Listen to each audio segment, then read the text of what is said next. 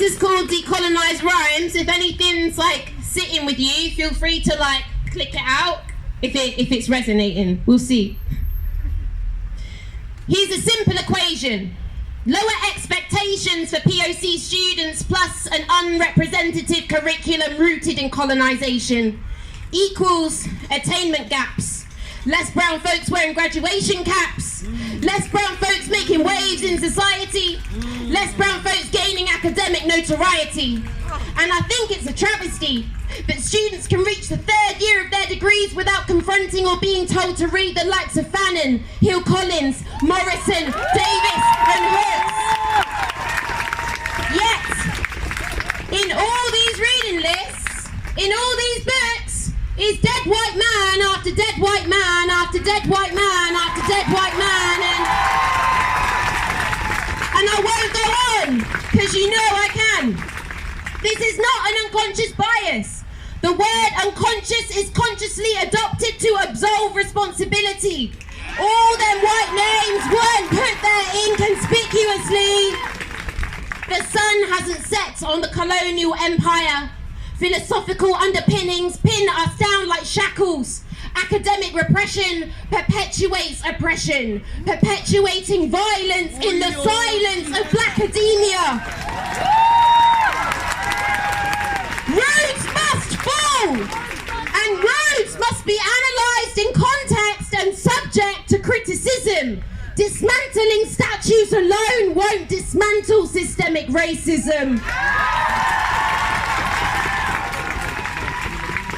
And I'm sure if we taught the works and the likes of Tupac Shakur, there would be an abundance and more young black men interested in theorising critically, a breath of fresh air from the stank of the strange fruit still hanging in the libraries.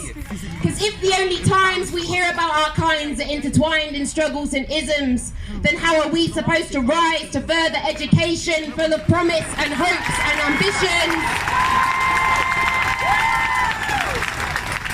How did people who look like me contribute history, science, maths, geography, psychology? Colonialism cloaks these hidden figures and keeps young minds from growing bigger. You know they say the glass ceiling stops white women from achieving anything white men can do. Well, at least it's glass, so they can see through. Imagine if that ceiling was made of concrete. I tell you, it tastes one half a bittersweet. A lack of role models and people lighting the way, leaving colourful minds to dwindle and decay. But we're here to take a stand, and we can bring about change if we could deconstruct and consider knowledge in different ways, like how I'm inspired by poets living in our times who should be just as revered, if not more than Shakespeare. Inspired by the likes of Stormzy, Dave and Akala. I have been guided to wear my knowledge and talents as my armour.